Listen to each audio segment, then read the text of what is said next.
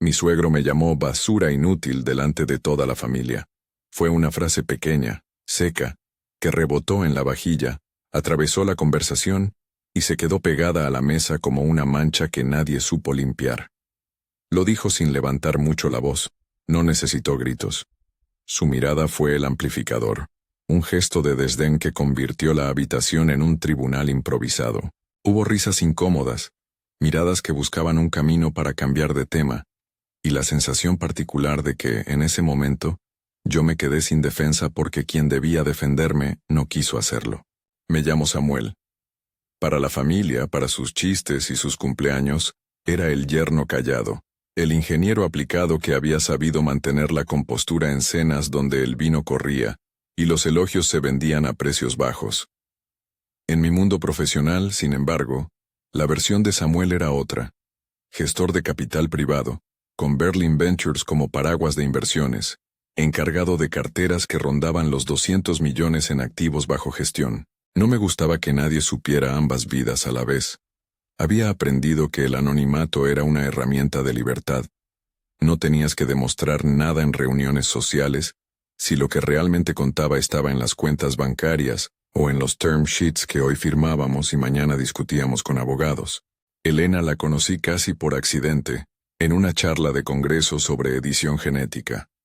Ella era una científica, caballos de laboratorio, pulso firme, y una paciencia que parecía diseñada para aguantar interrogatorios y pipetas. Nos casamos relativamente pronto. Para ella el mundo era datos y experimentos. Para su padre, Robert Kellerman, la vida era estatus, percepciones y frentes sociales. Robert había fundado Nexora Labs, aunque, en el círculo familiar, prefería presentarse como ese tipo encantador que sostenía conversaciones sobre arte y colecciones. A sus ojos, la ciencia de su hija siempre fue algo noble pero secundario a la familia, a las apariencias. Cuando yo llegué con mi discreta solvencia y sin necesidad de exhibir ninguna tarjeta de presentación, fue fácil convertirme en el blanco de su sarcasmo. Un hombre que no mostraba medallas ni botines, y que, por lo visto, no medía su valía por los mismos parámetros que él. No voy a inventar gestos que no hubo. No hubo una humillación única, graniosa y cinematográfica, sino una sucesión de pequeñas humillaciones, comentarios a media voz en cenas, comparaciones con cuñados más visibles, ya sabes lo que hacemos en estas familias, lanzado como quien cuenta el chisme del día. La que dolía más era la que venía con Elena cerca, esa mezcla de desaprobación paternal mezclada con la convicción de que, de alguna forma, ella debía aceptar el comentario como si fuera parte de una lección social. Y cuando llega un punto en que la persona que amas no te defiende, la duda se instala. ¿Qué soy yo para ella? ¿Un proyecto de vida o un accesorio mal colocado en su biografía? Lo que multiplicó la gravedad de esos insultos fue la distancia entre percepción y realidad. Porque la cifra es fría, pero la cifra es verdad. Yo administraba inversiones significativas. Teníamos, en el conjunto de fondos que gestionaba Berlin Ventures, alrededor de 200 millones en activos. No era dinero para ostentar en redes, pero sí suficiente para influir en decisiones estratégicas. Cuando supe que Nexora Labs, la empresa de Robert, estaba al borde de un colapso operativo, su consulta no fue una súplica apasionada en la mesa del salón. Fue una llamada de protocolo al número de mi oficina. Me sorprendió, y un pedazo de aquello me pareció una ironía. El hombre que me llamaba inútil ahora buscaba apoyo. Descubrí Nexora por casualidad profesional. Había leído un informe en el Business Journal sobre problemas en una biotecha emergente, y por hábitos profesionales, hice la conexión con el nombre familiar. Empecé por lo que todo inversor hace en voz baja. Una diligencia preliminar, un check superficial que luego se transforma en una conversación más profunda si la ecuación tiene números que valgan la pena. Nexora no era un fraude. Tenía propiedad intelectual interesante, pipelines con datos prometedores, pero también mostraba señales claras de mala gestión, equipo inflado, inversiones en plataformas que no generaban retorno, y una quema de caja, típica de quienes piensan que la reputación reemplaza al balance. Quema de caja es una expresión prosaica para decir que estás gastando más de lo que entra, que el ritmo del gasto supera al ritmo de los ingresos. En Nexora, la quema era evidente. Pedí a la doctora Patricia, una antigua colega de Elena que todavía mantenía contacto con varios laboratorios, que me diera una perspectiva técnica. Ella vino con su sinceridad habitual. Bob no es mal científico, me dijo con una mezcla de lástima y enfado. Es mal gestor. Confunde su carisma con capacidad ejecutiva. Esa frase funcionó como una llave. No era que Robert no supiera hablar de ciencia, era que no sabía dirigir una estructura compleja con capital ajeno. Cuando el founder confunde su visión con su omnipotencia, la curva de aprendizaje suele costar caro. Durante semanas hice lo que cualquier gestor responsable haría. Analicé los estados financieros que pude obtener, hablé con 2 antiguos socios de la compañía, revisé pipelines y contratos, y pedí a mi equipo que preparara un term sheet preliminar. Un term sheet es un documento que recoge los términos básicos de una posible inversión. No es la firma, pero sí el mapa que guía la negociación. En mi mundo, un term sheet bien colocadito en la mesa puede ser la diferencia entre salvar una tecnología o dejarla morir en la inercia. La cifra que se discutía era, por lo indicado en los documentos y lo que habíamos estimado, cercana a 15 millones. Suficiente para estabilizar operaciones y reorientar el plan. No para garantizar milagros, pero sí para comprar tiempo. No me importaba contar la cifra en voz alta. No la hice pública en reuniones sociales porque, como decía, prefería que mis intervenciones fueran instrumentales, no teatrales. Hubo un momento en medio de aquella investigación en que pensé, podríamos ayudarles. No por lástima, sino por sentido común.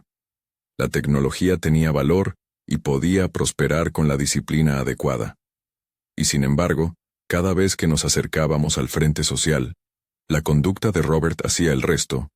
Cuando se ofreció a almorzar conmigo fue con una mezcla de condescendencia y orgullo de patrón que a mí me resultó humillante.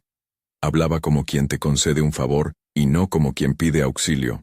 En la conversación, lanzó frases que bien medidas podían haber sido el preludio de un pacto. No las acepté como tal.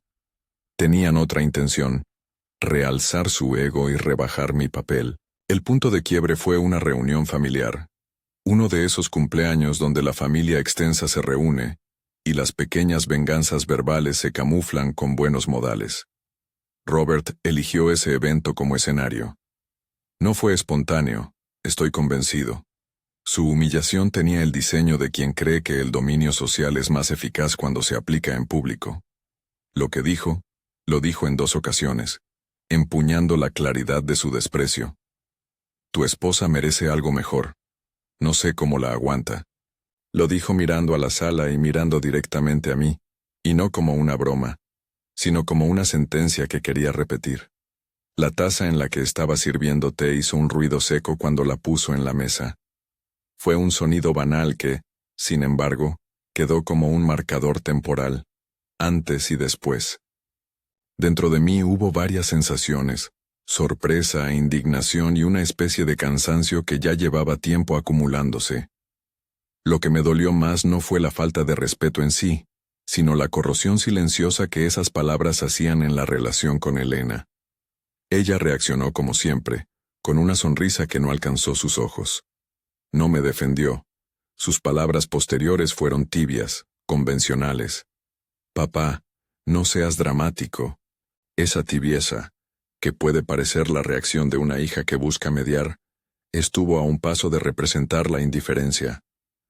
Cuando el hombre que se supone te respalde no te respalda, la herida es distinta a la que produce un insulto. Es la evidencia de que tu lealtad no es recíproca. Después del cumpleaños me encerré en mi despacho. Pienso en esas horas como en la calma que precede a la decisión. Pensé muchas cosas, algunas frías, otras lo bastante humanas como para sonrojarme. Recordé conversaciones, devolví mentalmente frases, supe medir la cadena de sucesos. Robert se había acostumbrado a humillar, y la dinámica familiar había permitido esa costumbre. Me pregunté si el poder que yo tenía debía usarse para humillar a su vez, para demostrar quién era. No quería eso. No soy un tipo al que le guste humillar por humillar. Buscaba algo más nítido. Una respuesta que fuera proporcional, que restableciera dignidad sin convertir la escena en un espectáculo de venganza. Llamé a James, mi abogado, un tipo eficiente con movimientos calculados y una ética profesional que me inspiraba confianza. James, le dije sin preámbulos, necesito opciones. Él, con la voz serena del que ya ha visto demandas y due diligence, ponía nombres legales a mis furias. Puedes intervenir como inversionista y condicionar la operación a un plan de gestión. Puedes mantener el anonimato y retirar la oferta si detectas incumplimientos. O puedes visibilizar tu participación para cambiar la percepción pública.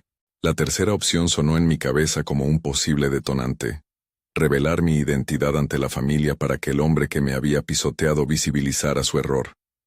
Pero la ética profesional me recordaba, James lo hizo, que ninguna decisión debía quebrar la ley o forzar mecanismos ilícitos. Nada de eso estaba en mi radar. Lo que sí estaba era el uso responsable del capital. Si decidió aportar dinero, lo haría con condiciones. Si decidía no hacerlo, era mi prerrogativa. No conté en voz alta mi alcance.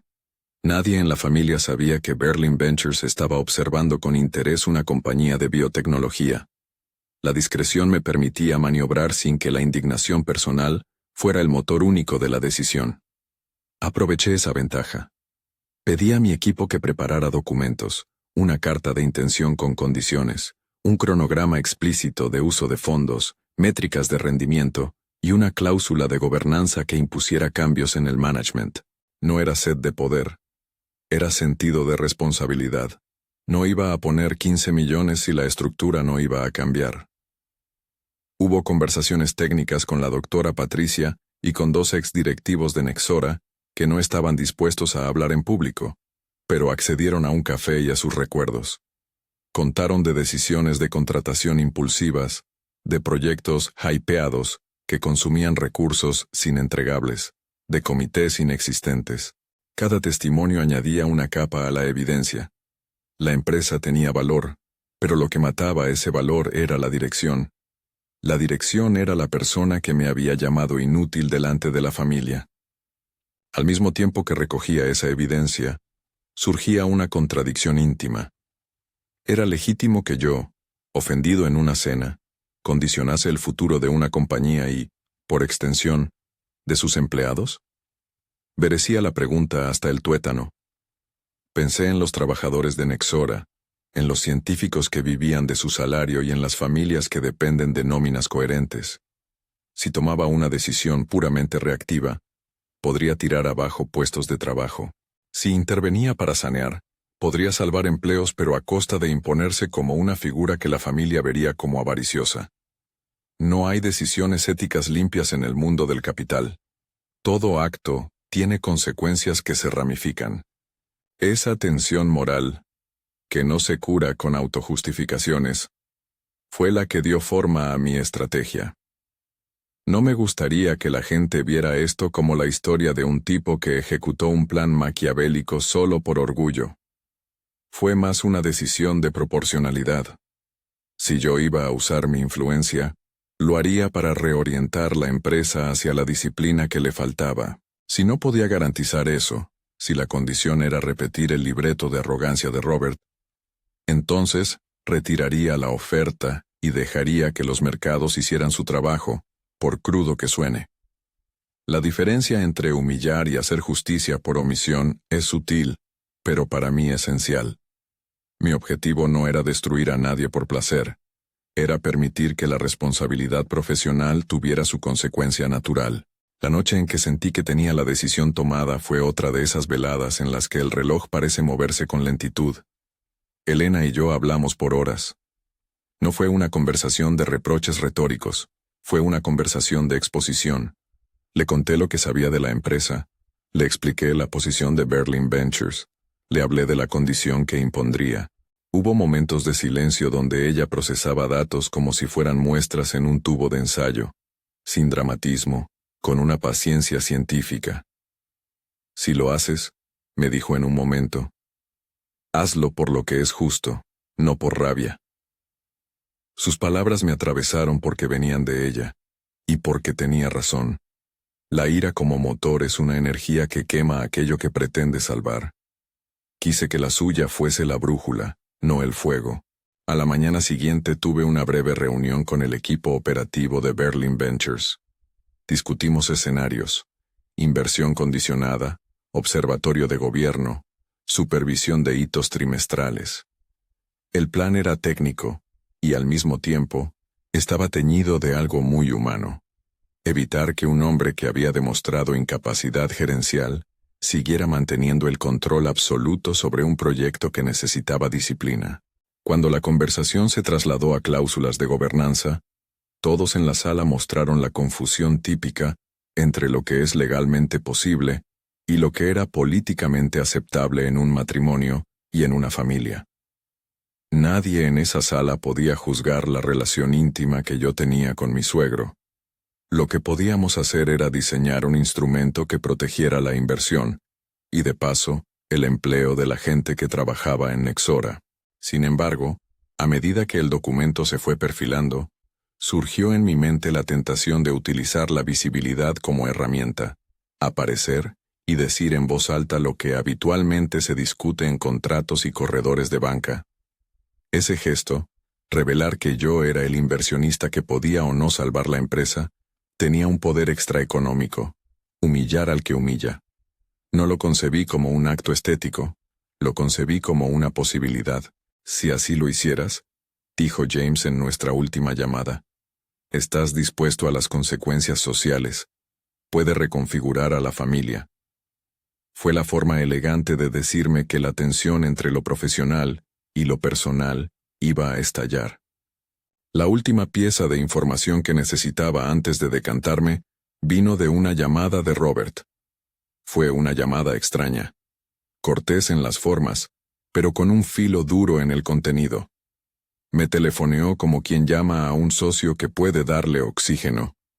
Le escuché hablar desde esa altivez de siempre, y en un momento su lengua se aflojó con una frase que me decía todo. Nosotros siempre hemos hecho las cosas a nuestra manera, Samuel. No necesitamos libros de reglas.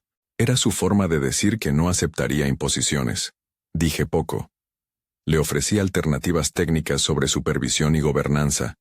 Él las descartó sin demasiada atención. Colgué con la sensación de que no habría cambio real si yo decidía intervenir, y aquello cerraba uno de los caminos posibles. Entonces llegó la noche del cumpleaños que describo al principio. Él me llamó basura inútil delante de la familia. Las palabras no cayeron en saco roto. Rebotaron contra todo lo que había pensado durante semanas y funcionaron como el detonante final. A la mañana siguiente fui a la oficina con una sensación de resolución fría. Tenía en mi bandeja los emails preparados, las cláusulas redactadas, el informe técnico de la doctora Patricia y la lista de condiciones. Tenía también la idea de una salida digna. Condicionar la inversión a un plan de gestión que Robert rechazaba. Y si él lo rechazaba, lo más honesto era retirar la oferta. No podía ser cómplice de una continuidad que sabía dañina. Antes de tomar cualquier decisión irreversible, sin embargo, sentí la necesidad de dejar todo en manos de la legalidad y de un procedimiento impecable. Llamé a James y le dije que preparara el documento para la entrega del term sheet, pero también una cláusula de irrevocabilidad temporal en el caso de firma condicional.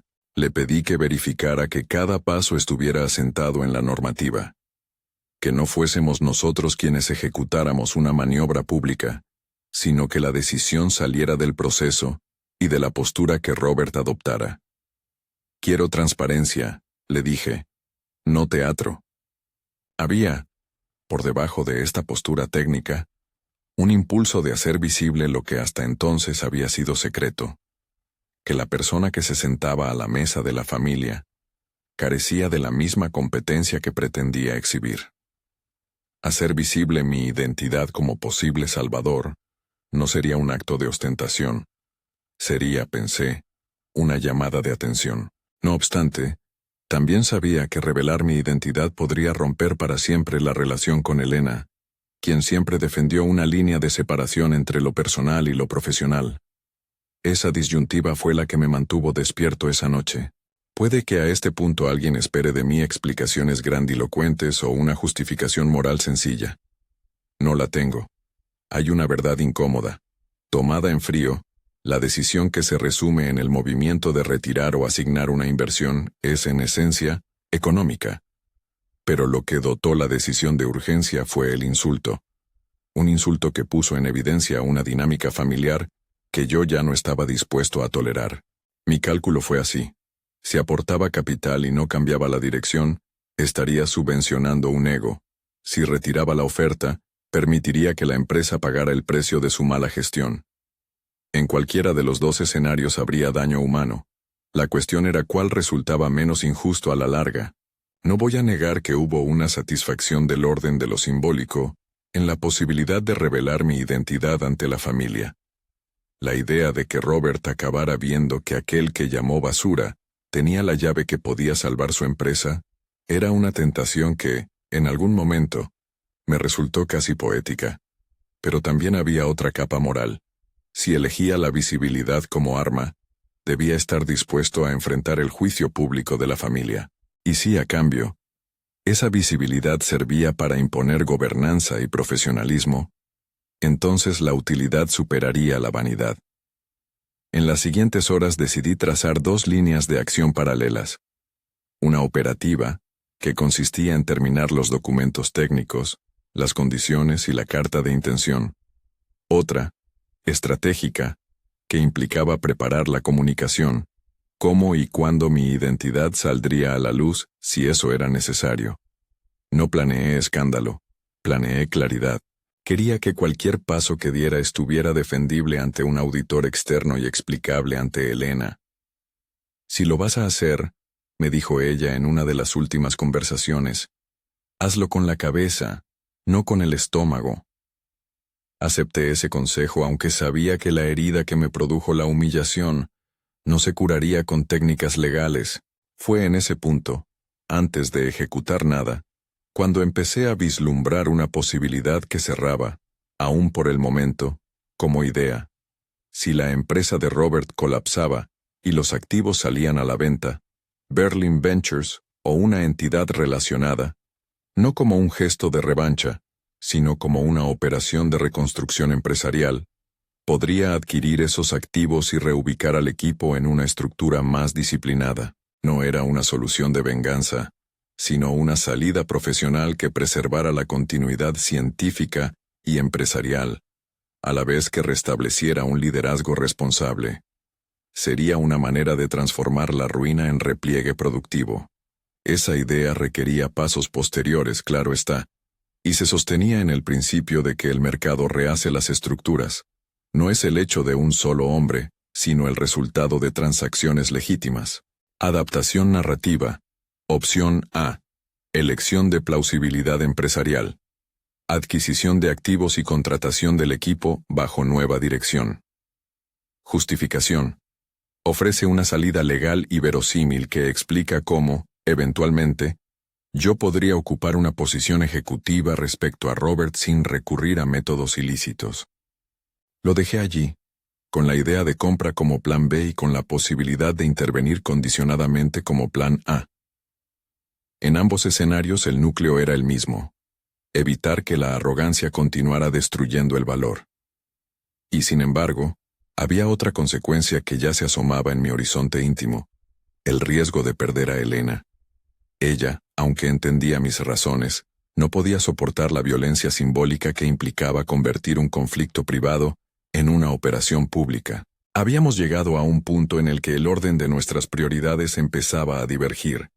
Y eso, en una relación, es muchas veces más letal que un insulto en una mesa. Justo cuando terminé de preparar la carpeta con la evidencia, con el plan y con las observaciones técnicas, mi teléfono sonó. Era James. Su voz, como siempre, venía sin ataduras. Samuel, si quieres que procedamos, necesito tu confirmación. Si quieres que retiremos la oferta y no firmemos, lo hacemos ahora. Si quieres que la ofrezcamos con condiciones, lo presentamos mañana. ¿Qué decides?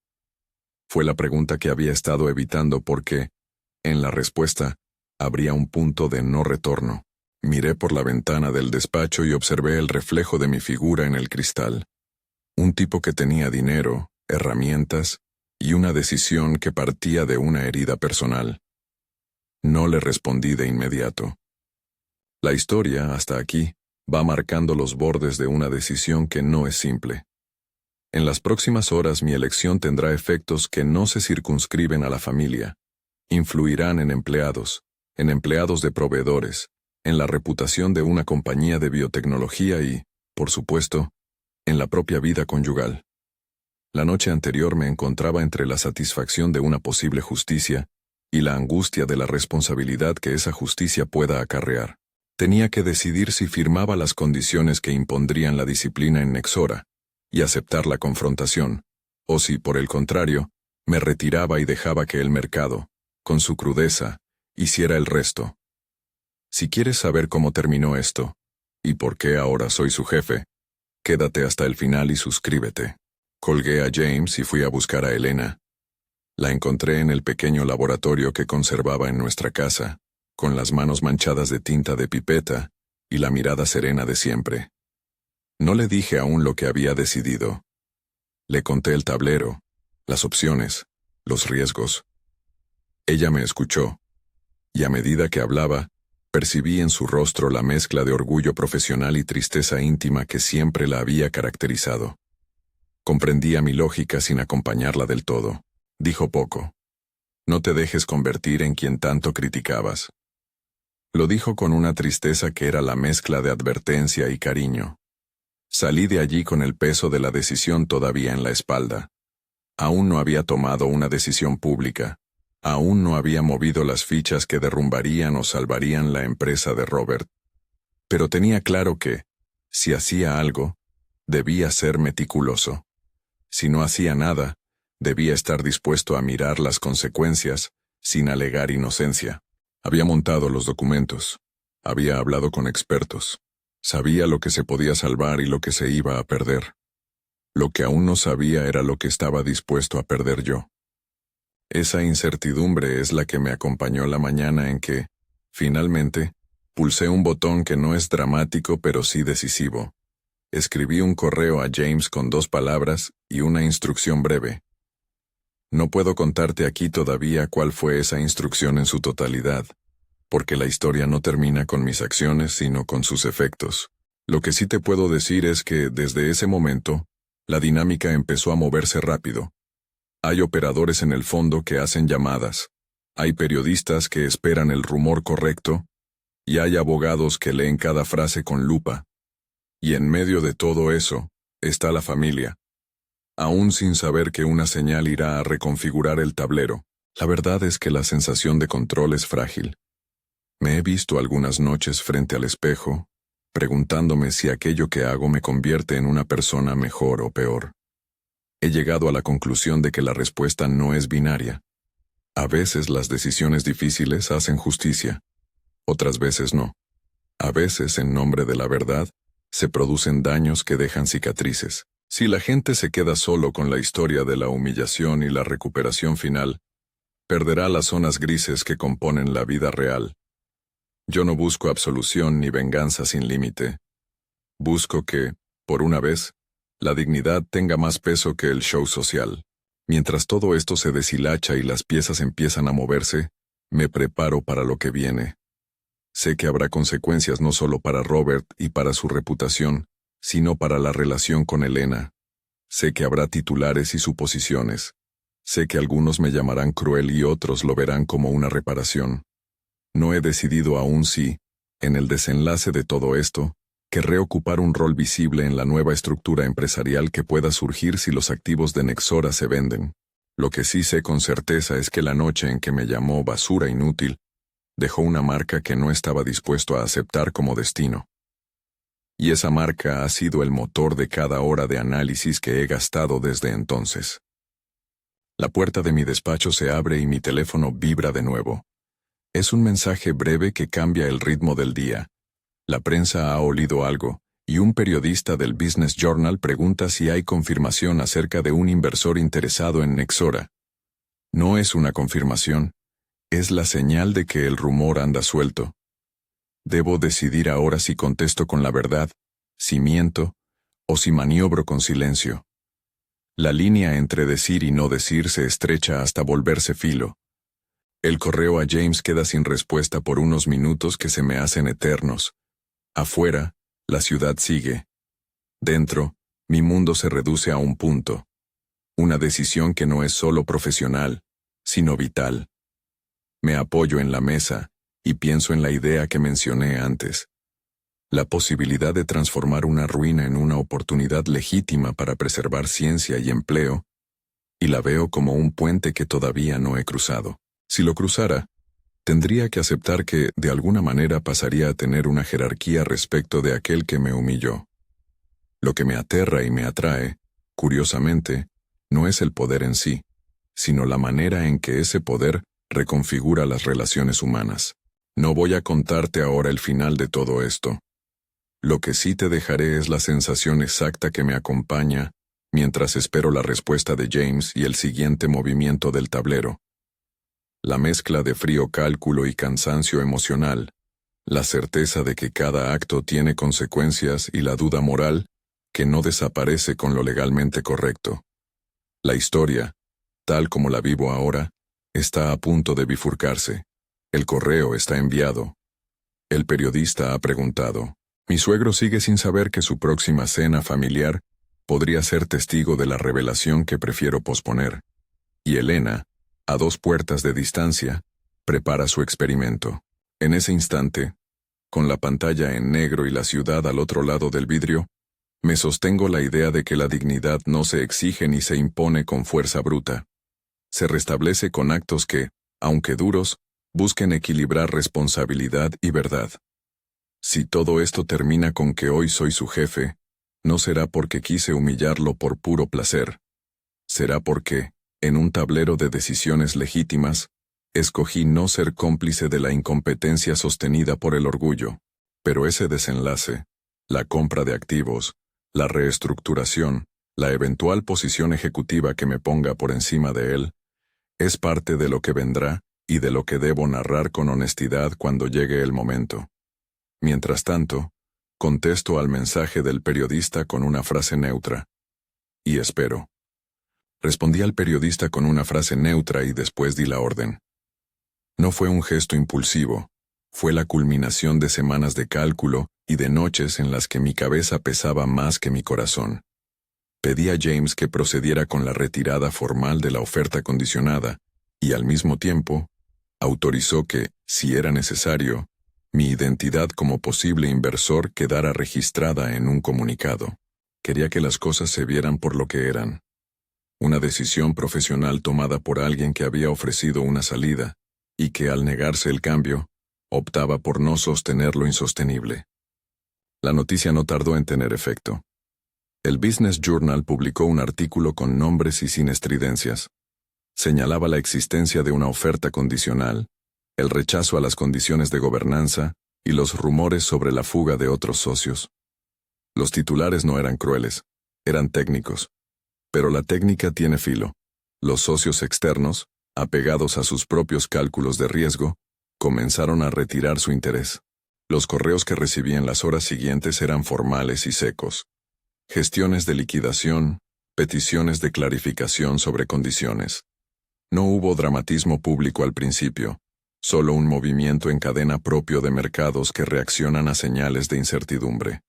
Robert no tardó en entender que aquello no era una maniobra retórica. Me llamó como antes, pero esta vez la voz traicionó la máscara. Ya no había suficiencia en sus palabras, había miedo. Samuel, dijo en el primer instante, ¿qué necesitas? Dime qué es lo que esperas y lo haré.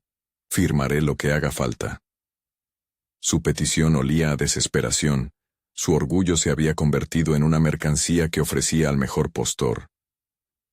No se trata de lo que yo espero, respondí con calma. Se trata de si estás dispuesto a aceptar supervisión, a dejar que la compañía se gobierne con disciplina. Si no lo haces, Yo no puedo poner recursos donde no existe la voluntad de cambio. Habló largo, hizo promesas. Yo escuché y tomé notas en mi cabeza, pero ya había visto el patrón. Promesas para apaciguar, nada estructurado. En menos de una semana Nexora vio cómo los proveedores endurecían plazos, cómo algunas colaboraciones se congelaban y cómo, lentamente, la confianza externa se transformaba en presión. Los empleados comenzaron a recibir rumores, posibles reestructuraciones, ajustes de costes, términos que en boca de consultoras se traducen en noches largas y despidos. No lo quise, pero lo observé con la misma impotencia con la que se mira un termómetro marcando una fiebre que no baja. Tenía la sensación de que, en muchos casos, la gente que pagaría por la falta de liderazgo no era la misma que generó ese liderazgo. Eran técnicos, investigadores, administrativos que no habían creado la arrogancia de un fundador. Elena fue la primera en poner en palabras lo que yo no quería oír. No lo hizo como reproche mecánico, sino como una constatación. Tu decisión tendrá efectos reales sobre personas reales, me dijo una tarde, mientras observaba sus manos manchadas de tinta de laboratorio. Yo lo sé. Lo sé muy bien. Había en su voz una mezcla entre cansancio y resolución. Las miradas que intercambiábamos ya no eran las de dos cómplices contra el mundo. Eran las de dos extraños con un problema común. Lo que ella temía no era la caída de la compañía de su padre, era la manera en que esa caída se convertiría en espectáculo familiar, en algo que la marcaría para siempre. La tensión dentro de nuestra casa cambió de forma irreversible. La exposición pública que tanto costó construir en la intimidad se rompió como un vaso. Vi en sus ojos la distancia que se ensanchaba con cada titular. No fue una escena de gritos, fue una suma de silencios. Una noche, después de cenar sin hablar, Elena me dejó una carta sobre la mesa. No dijo, no te soporto, ni me acusó de maldad. Escribió palabras medidas, científicas en su precisión, que no podía seguir en una relación cuya frontera entre lo personal y lo profesional había sido borrada de forma irreparable.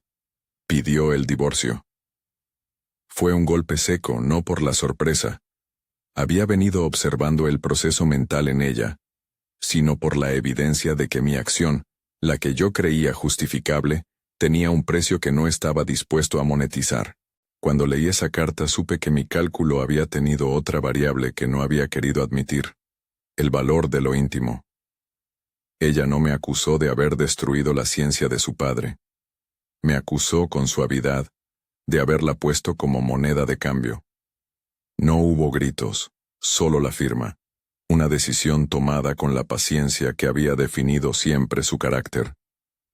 Haz lo que creas que es justo, me dijo en nuestra última conversación, pero acepta las consecuencias. Y acepté. No porque me gustase perderla, porque entendí que hay gestos cuyo coste es una parte de nosotros mismos. La caída de Nexora no fue una explosión súbita, fue un proceso que se alimentó de pérdida de confianza. Las notas de prensa sobre la marcha de inversores se sucedieron con una frialdad casi editorial. Los proveedores ajustaron contratos, las líneas de crédito se revisaron, y en varios consejeros se discutió la posibilidad de una venta ordenada de activos para preservar valor. En ese clima, los acreedores y los administradores tomaron las riendas. No voy a adornar la narración con metáforas bélicas. El resultado fue económico y práctico. Se abrió un procedimiento que culminó en la subasta de los activos más valiosos: la propiedad intelectual, las plataformas experimentales y los contratos clave. Aquí debe quedar claro que la versión que cuento a continuación corresponde a una adaptación narrativa pensada para explicar el desenlace y mantener coherencia con el título. Adaptación narrativa, opción A. Una entidad vinculada a Berlin Ventures adquirió los activos claves de Nexora para preservar la continuidad científica y laboral, justificando la posterior relación laboral entre Robert y la nueva estructura. Lo expreso así para que no haya confusión entre lo que ocurrió en detalle y la reconstrucción razonable y verosímil que permite cerrar la historia en términos cronológicos y emocionales. La adquisición de activos se cerró de forma técnica. Berlin Ventures, a través de una entidad dedicada a consolidar proyectos biotecnológicos, presentó una oferta para comprar las partes viables del negocio. No fue un acto de revancha, fue, en el lenguaje de quienes mueven capital, una operación razonable. Comprar tecnología con potencial, retener talento y reconfigurar la gestión. En el nuevo paquete de integración se planteó una condición no menor. Un gobierno corporativo diferente, rígido en controles y en responsabilidades. Yo participé en el diseño de ese gobierno con la incomodidad de quien aún mira su propia mano después de apretar un gatillo simbólico. Tras la adquisición, se constituyó una nueva compañía. Berlin Ventures nombró un equipo ejecutivo profesional para dirigir la operación. A mí me ofrecieron una posición en la cúpula directiva de esa entidad. Un rol con responsabilidad estratégica y cierto poder decisorio. No me autoproclamé. Me ofrecieron. Era una forma coherente de supervisar la reconstrucción y de asegurar que aquello que había adquirido no volviera a flotar en la impunidad de una gestión clientelar. En paralelo, se estructuró un plan de recolocación para el personal técnico. Algunos aceptaron la transición, otros buscaron destinos diferentes. El ajuste fue doloroso para muchos, pero también dejó una columna vertebral que permitió que la ciencia continuara en otro marco. Robert, inevitablemente, quedó frente a un espejo distinto. Había perdido la autoridad que le daba la titularidad de la empresa. La sociedad le había retirado la credibilidad. Recordé su voz suplicante, sus promesas en una llamada llena de duda. Cuando se discutió qué papel podía tener en la nueva estructura, hubo voces que lo querían fuera. Otras, en cambio, pensaban que su conocimiento y su red de contactos, a pesar de su deficiente gestión, podían ser útiles si se colocaban en un remitente distinto, supervisado y con límites. Finalmente se le ofreció un contrato de consultoría con rango técnico, subordinado a la nueva dirección. No fue una humillación hasta la crueldad. Fue una condición que, en el lenguaje del mercado, daba a sus competencias una trinchera operativa y le negaba la autonomía ejecutiva que le había perjudicado. Recuerdo la primera vez que crucé una oficina donde él trabajaba bajo la nueva estructura. No hubo gestos triunfales. Vi a un hombre mayor caminando con la compostura anticuada de quien se siente fuera de lugar. Le tendieron un despacho modesto, un equipo de científicos con quienes tuvo que readaptarse, y una jerarquía que le obligaba a reportar a un director científico que, en la práctica, ejecutaba una política distinta de la suya. No lo humillé en público. Le ofrecí un puesto, en la lógica técnica de preservar ciencia y empleo. La diferencia es que ahora la cadena de mando era clara. Yo estaba en la estructura que podía vetar decisiones, y él debía aceptar controles que antes despreciaba. Hoy, en términos estrictos, soy su jefe. No lo digo como trofeo, lo digo como descripción de una relación orgánica en la organización que emergió del proceso. El primer encuentro formal entre nosotros fue tenso. Robert entró a la sala con la piel curtida del que sabe que su estatus ha cambiado. Le miré y vi en su rostro algo que no conocía: vulnerabilidad. Samuel, dijo en el primer gesto, siempre quise lo mejor para esta compañía. Escuché sin interrumpir. Le expliqué las reglas del nuevo gobierno: métricas, rendición de cuentas, plazos para proyectos y la necesidad de transparencia. No pronuncié la palabra venganza.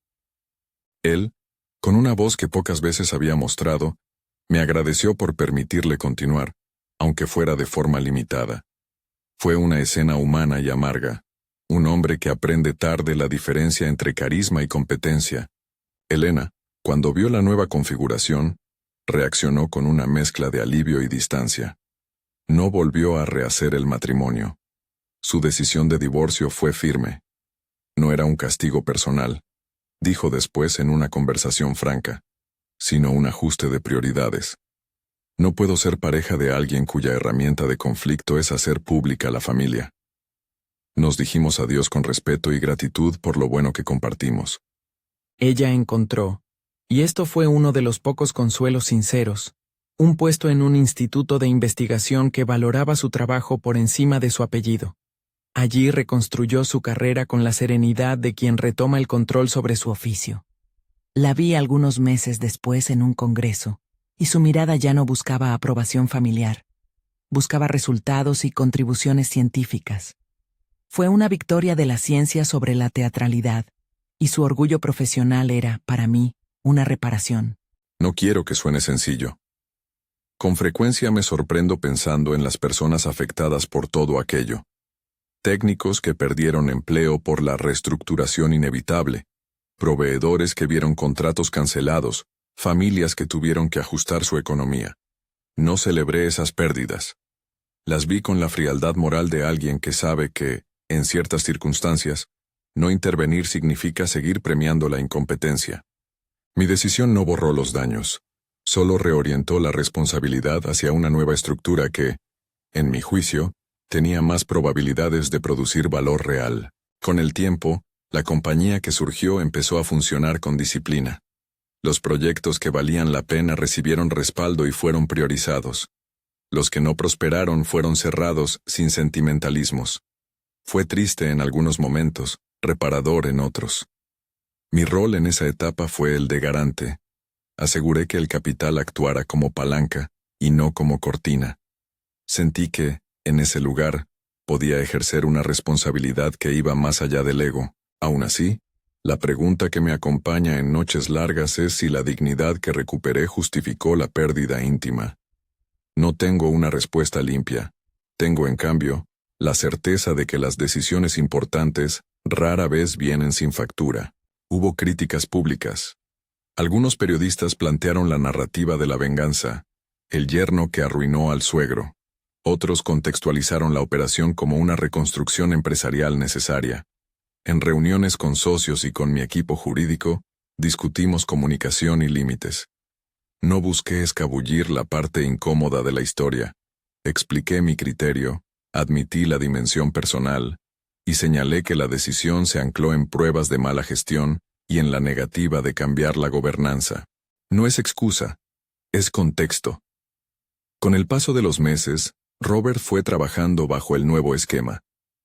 Hubo momentos de tensión profesional y algún cruce en el que las viejas maneras afloraron, provocando correcciones firmes. No fui indulgente con la incapacidad ajena. Tampoco tuve placer en humillarlo públicamente. Su vida continuó, con menos brillo social y con una responsabilidad profesional distinta.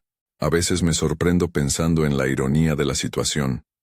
Aquel que, en la mesa familiar, pronunció palabras destinadas a anular mi dignidad, ahora me rendía cuentas en algunos aspectos funcionales. Es una posición que me da cierto vértigo. En lo personal, el vacío dejado por Elena no se llenó con trofeos profesionales. La sensación de haber ganado en un tablero y perdido en lo que importa íntimamente es algo que me acompaña. Aprendí que la justicia no es siempre binaria, ni que la restitución de dignidad llega sin saldos. Hay noches en las que pienso en la carta que dejó y en la generosidad de su consejo. Hazlo por justicia, no por rabia. Intenté honrarlo. No siempre lo lograba. Si hay una lección que me gustaría dejar, es que el poder que uno ejerce debe ser escrutado por la